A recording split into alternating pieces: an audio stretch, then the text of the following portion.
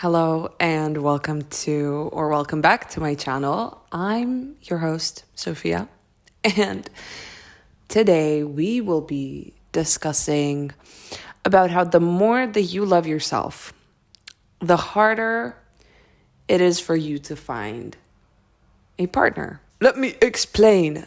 But before I get into it, disclaimer. The sun is setting, and even though I have this splendid view of golden rooftops and blue turning pink, turning purple sky, you will just see me gradually get darker and darker. But I think that's fun, and I'm not going to bother with any light because I think it's exciting to ride the sunset out. Is that an expression?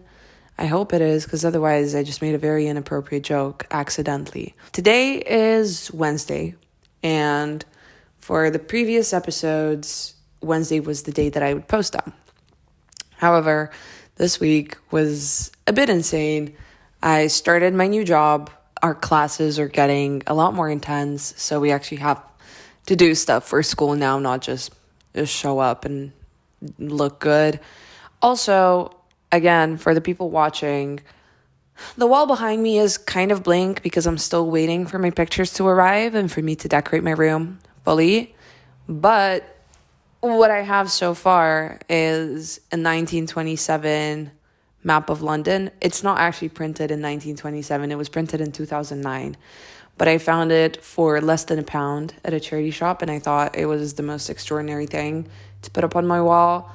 So, yeah, and genuinely, it's been such a lifesaver because when I'm trying to plan hangouts with my friends, ever since I got it, I'll just turn around, look at the map, and see what stuff is in between point A and point B. Where can we hang out? What should be the itinerary? And I love it. Even though it is a bit out of date. It's like 100 years old. But it's still such a useful resource. And I love it. Coming back to today's topic of discussion. Usually the way that these things come to me is I have a conversation with one of my friends or I live an experience and it sends me on a trajectory of thought in exploring certain topics. So, as I said, like 3 minutes ago, today we will be talking about how self-love is actually... So, when you're single and people are like, oh, just love yourself first and then you can love someone else, which is true. We will unpack that today. But is it though? Because I've found in my own personal life that the more I love myself, and this is, by the way, not in an arrogant way, not in a full of yourself way, but like in a genuine self-love, I appreciate myself type way, right? The more that you do that, the harder it is to find a romantic partner. Why? Well, first of all, when people say you should love yourself before you love someone else, I think that is very fundamental because oftentimes I've seen people jump into relationships with random people just because it gives you a boost of confidence. It makes you forget about yourself for a while. You can focus on someone else. And you don't actually have to do the loving. You can just get that from another person. And I found it easier to accept someone else's flaws than my own because I guess in a way I have to live with my flaws 24/7, 365, right? And then there's people that I see occasionally, however often that be, and their flaws are just, trivial parts of themselves. They're not defined to me by their flaws of character. Whereas it's different to separate that within yourself, or at least I've found that. So when people say love yourself first before you can love someone else, it is allowing you to primarily understand what you want from life, what you like, what you enjoy. And I'm talking about this in multiple facets. And then with that knowledge, you become more whole. Does that make sense? So when you walk into a relationship, it's not for the purpose of finding love as it is, but for finding a connection. Do you know what I mean? I hope the distinction is clear. In that regard, do I agree with the phrase? Sure. But there's a catch. There's two catches, actually. The main catch, but a tiny little catch. Let's talk about the sardine. I feel that with loving yourself before you love someone else, it sort of puts an indefinite time limit on the point where you can start looking for someone else. By that I mean, I don't think that a self-aware person can come to a point where they 100% love themselves. You can most definitely come to a point where you're 100% at peace with yourself and your character and your life and your history and whatever makes up you. But I doubt believing that there is a possibility for someone to be truly 100% loving of themselves. Saying that just made me think of people I know whose arrogance is through the roof. And surely that would count as a counterexample, right? Like, look at this person. They love everything about themselves. They adore themselves. They would sleep with themselves if possible. Do you know what I mean? I don't think that love is genuine most of the time. And I think it's more of a defense mechanism or a coping mechanism. But that's such a long discussion in itself. So that's my take without going fully deep into it, right? So that's the tiny catch. I don't think you will ever get to a point where you love yourself. Do you know what I mean? Like, sure, you may love aspects of yourself, but I don't think you can love everything. You can accept everything, though, so. Okay, but while editing, it brought me the question of what's the difference between love and acceptance? And in many ways, love is acceptance. Do you know what I mean? But ultimately, I feel like the way that I approached the term love in this discussion was to see in a positive regard, however flawed that definition might be. So yeah, just making that distinction clear. That's why it's like you keep waiting for the moment where you love yourself until you can find someone else to love you. I don't know. I don't know how I feel about that. And the second catch, the big one, is that the more you love yourself, the harder it is to find someone to love you. And what I mean by this is that the more that you spend time with yourself, the more that you appreciate your own presence, your own company, your own quirks, the more that you come at peace with who you are, the more that you love yourself in ways that you would love other people. It's like treating yourself, doing activities that you enjoy, crafting fun experiences where it's literally just you and yourself. The more that you fine-tune who you are and understand what you like, what you don't, what you need, what you want, the harder it is to find a person to tick all those boxes. I don't think a partner or a good partner should be one to tick every single box, because this is people we're talking about, not machines. But I feel like the more you love yourself, the higher is your self-worth. So it gets to a point where the prospect of jumping into a relationship for the sake of amusement, fun, pleasure seems ridiculous, because you know you deserve love greater than that, or love in the first place. Because many relationships, they could be full of happiness and fun and excitement, but they're not full of love, at least not in a romantic sense.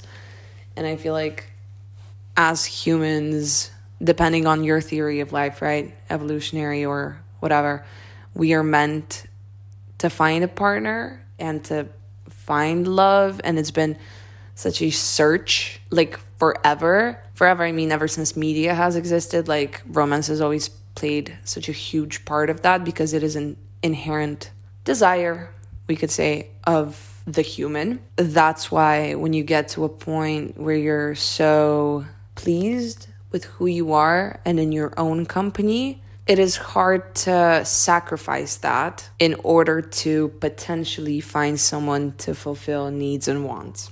By the way, I'm making it sound like relationships are something very transactional, which is actually a thought I've had recently, how everything, especially every relationship presently, feels highly transactional. Maybe that's because of the industry that I'm in. I don't know. But that is not my take on things. So if that's what's coming across, my bad. I do think relationships are very 50-50. Can we say that?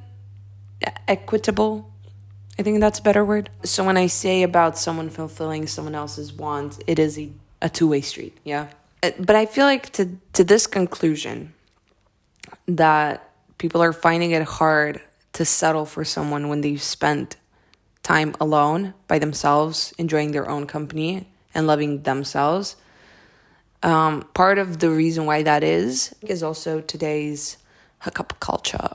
Because I feel like we all crave connections, deep connections, because, well, at least to me in my circle of communication, that's a big part of what life is about, is to connect with people and to understand life through other people's experiences, like obviously through your own as well. But nothing to me is more fascinating than talking to my friends and hearing about the way that they perceive the world and the way that they see the world and what they think. To me, that's a very enjoyable pastime, is just picking at each other's brains, which is why I feel like we crave, deeper connections. And it's so funny when you're on a dating app or something or meeting someone for the first time and they're like, can I ask you something like really deep? And you're like, yeah, oh my God, what's up? They're like, oh, what's your mom's name? I feel like we've moved on from the definition of the word deep and what it means. And I feel like any information that is remotely personal gains this name tag of deep because we've become very, I was going to say we've become very private ever since the rise of social media, which sounds counterintuitive because everybody's posting a lot more now. But I feel like we're valuing our privacy more, which is why, at least from my perspective, I am more prone to not wanting to reveal information about my personal life to someone I barely met. I think that's a very valid reason. So perhaps in one way, maybe they're right when they say that that's deep information, because like, why would I want you to know what my mom's name is? Do you know what I mean? But ultimately, I feel like that's not what we all crave as humans.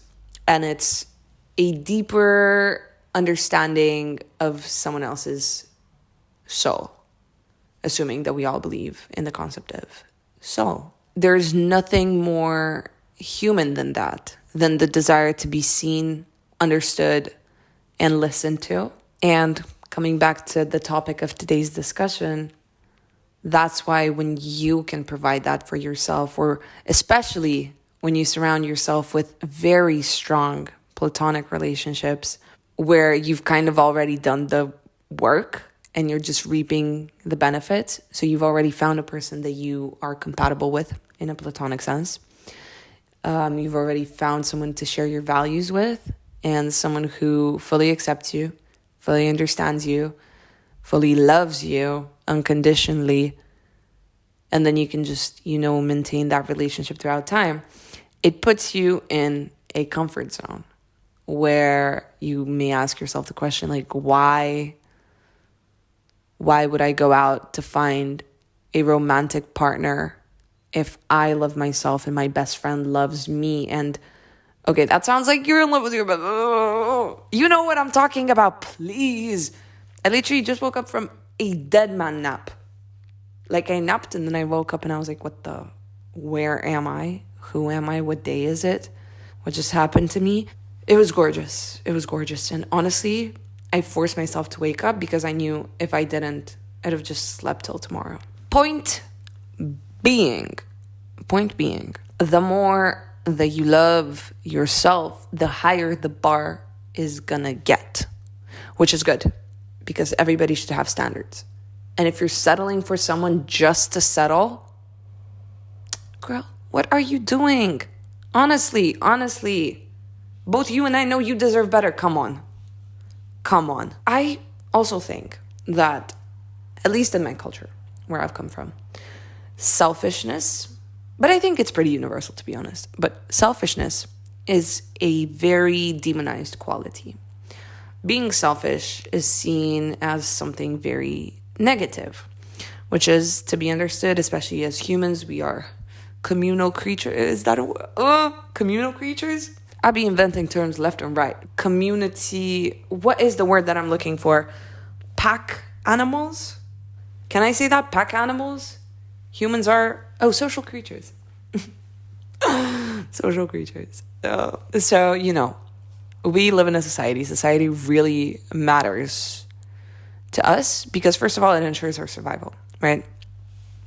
If we're going back to like evolutionary biology. So that makes it fully valid for selfishness to be seen as something negative because you are choosing yourself when your life is dependent on a pack of people, right? However, I feel like there's an issue with being way too selfless, and actually being selfish is necessary to some degree. I think everyone should always put themselves first. Now, I know there's going to be narcissists out there listening to this and be like, I knew that all along, but it's like, no, not like that. It's just, you should always, no matter the situation, always check in with yourself and not necessarily go along with the desires of the majority. Now, this is going a bit on a tangent, but I think it's necessary to the point that I'm trying to make. Let's say, hypothetically, all of your friends want to go to the club. And you're like, oh my God, I love my friends. I want to hang out with my friends. But I hate the club. It makes me feel awful. And you don't even have to have an excuse like, oh, I've got to shift tomorrow morning or something like that. You could just be like, I just don't like the club. So in your head, there could be this debate that is essentially you choosing either your group of friends or yourself. And oftentimes I find people and myself choosing the group just because I want to have fun. I want to be with my people. I like these people. I want to enjoy myself. But ultimately, coming back to the realization of ending up feeling like shit because you did something that you knew you wouldn't enjoy in the first place. And I'm not talking about the hanging out or the, but it's, if we're going with the club analogy, you've put yourself in an environment where you don't feel at peace. You don't feel at ease. I don't know. You don't feel comfortable to a certain level, right? In that case, it is hard, but I think quite obvious that you should always choose yourself and check in with yourself and understand what you want and base your decisions on your own desires. And I really hope this isn't getting misinterpreted because I think it is so vital and essential to care for other people and about other people. And there are many times in life where you should put yourself aside and put them first. But this is coming from the perspective of someone who struggled with that. And I'd always put someone else's needs in front of myself.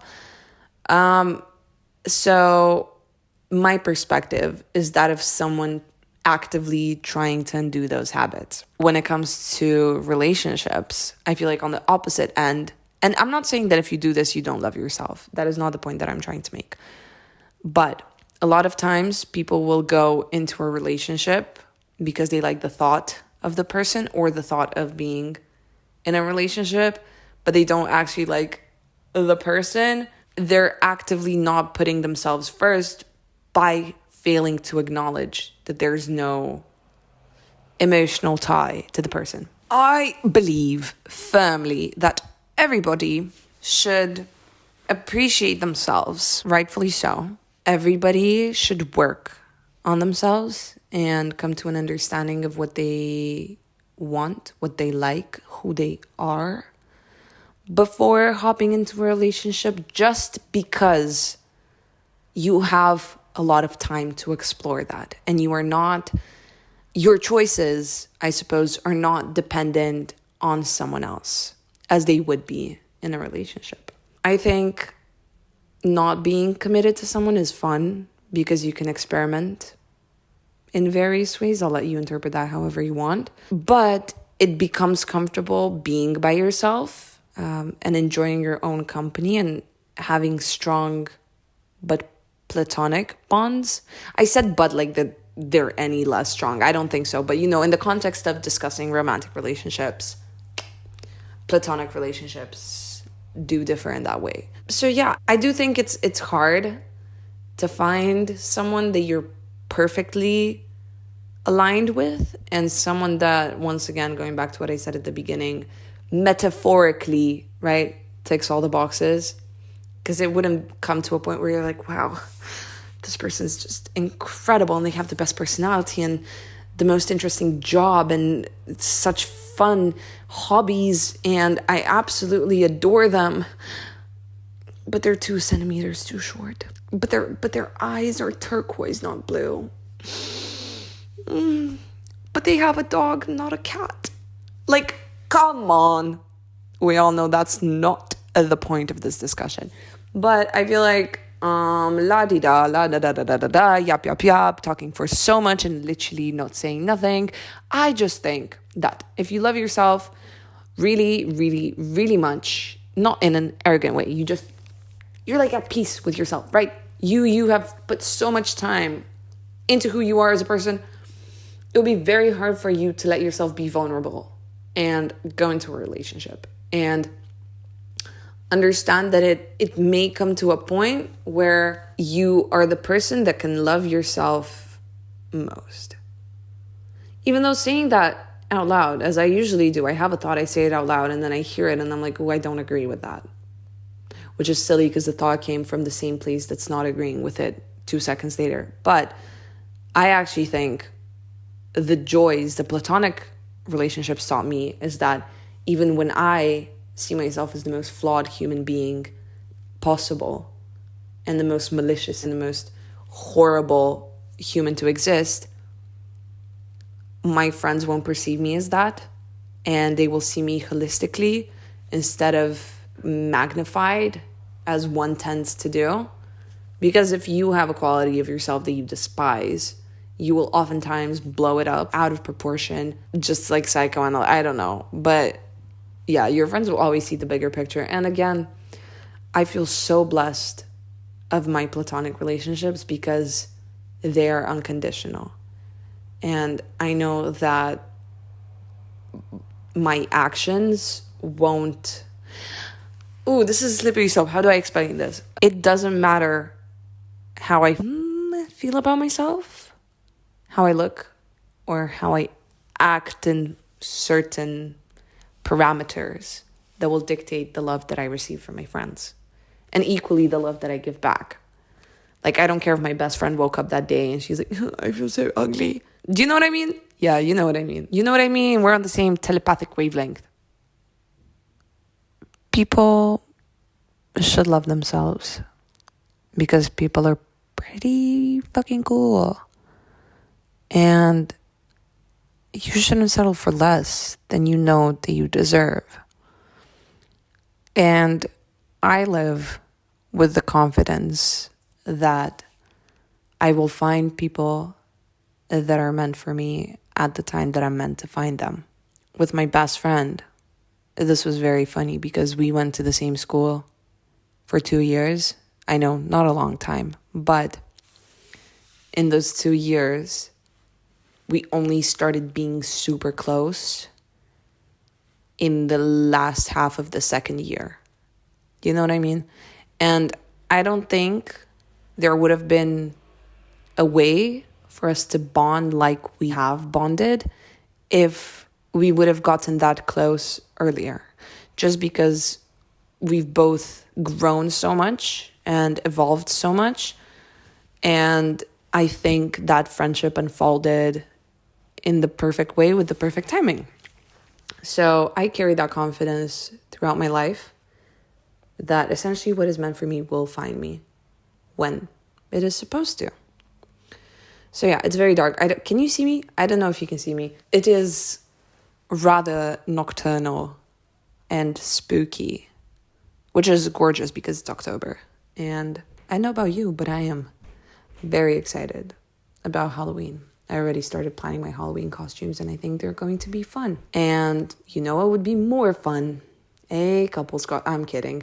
This is one of those episodes where I finish it off and I'm like, what have I even said? Like, genuinely, what have I even spoken about? My previous episode was quite well received, so I'm very grateful about that. But what I'm most grateful about is, first of all, the people who listen to me. Hello, thank you so much. I really like you. I feel like you see me. I love when people comment. It's like, yes, tell me what you think, especially when their comments actively disagree what I state in the episode. Because it's like, how fun. I just hear my flatmate walking through the house. And I'm still very weirded out about the concept of sitting alone in my room and talking by myself. So I will love you and leave you with a bit of ASMR. Thank you so much for sticking to the end. I hope to see you next time. And if you've enjoyed this, please comment or like the video. Anyway, I love you, and I don't know if you can see me because it's so dark, but I'll see you next time.